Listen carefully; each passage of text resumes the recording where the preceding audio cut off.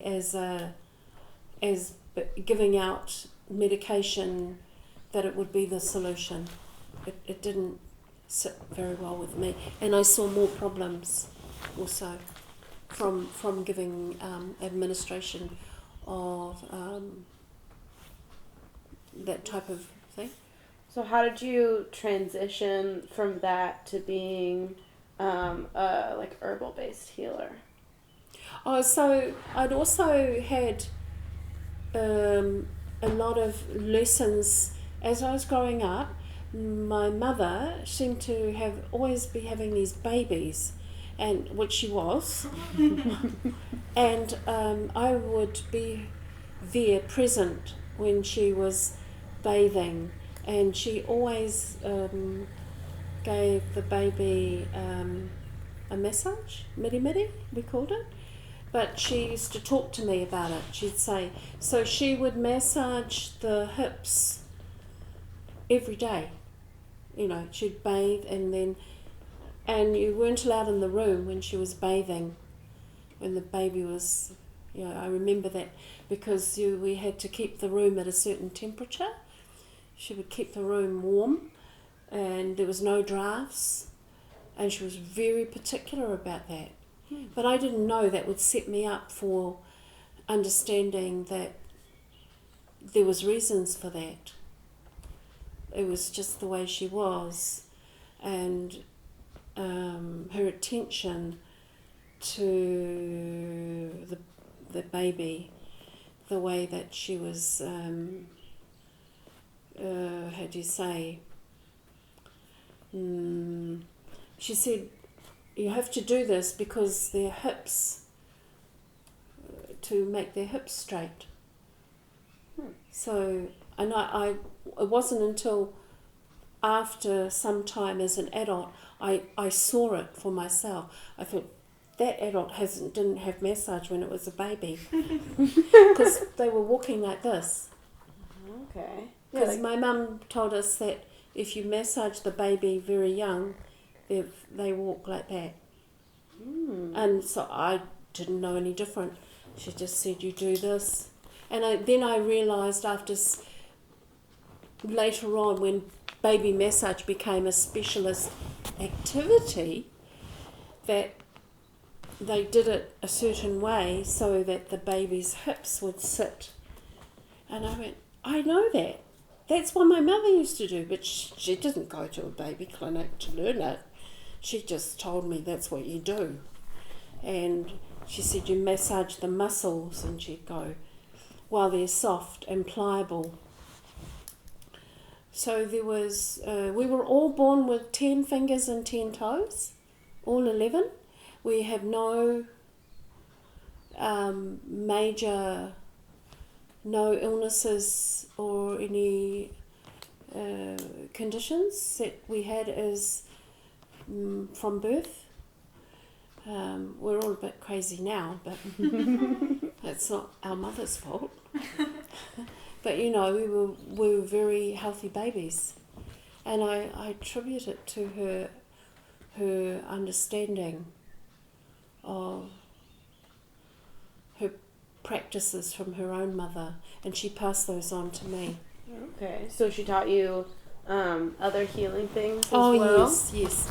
Everything in the... she grew greens, lots of greens that are not common now. I mean, we have, silver beet and kale, and oh my goodness, she'd go, why do you have to eat that? We have puha.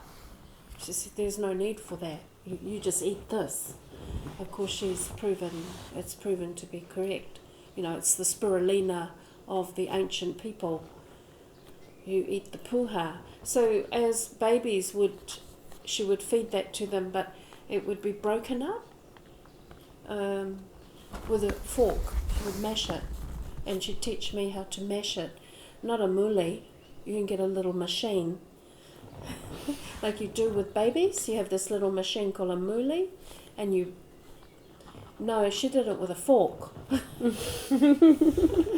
And so and I still do that now. I'm still very hands-on. I do a lot of things by hand. I'm still, strong and mixing bowl. I like to use kitchen equipment, but those things have stayed with me all my life. Preparation of food and cooking of food, and that uncomplicated diet. Oh, I have a complicated diet. My parents didn't. Just an appreciation of how that simplicity was actually okay for you. And many things about food and how to be well. But from both my parents. Yeah, my father was, as I became more involved in herbal medicine, he would harvest the kumaraho from the far north, because he lived on ancestral land where he was actually born, in Whangaroa, and he would send it down to me here. It would arrive in a box for me to use in my medicines. It was always beautifully presented. He'd say, yes, I will send you, and it would arrive in this cardboard box by courier, and you could guarantee it was just beautifully presented, like a florist, like a floral, I think, wow. So the art of harvesting and the preparation of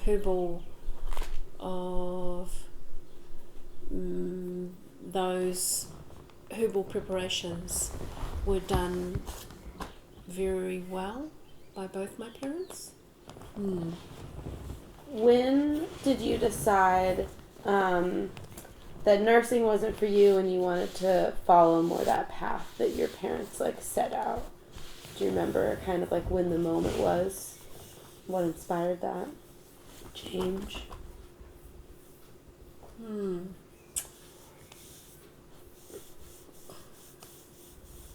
Yeah, when I married, I was 21 when I married my husband, the husband of my children, and we were living in Australia. He's of Australian descent, in northern New South Wales, and he was studying sitar, and we went to India and lived in India for a year.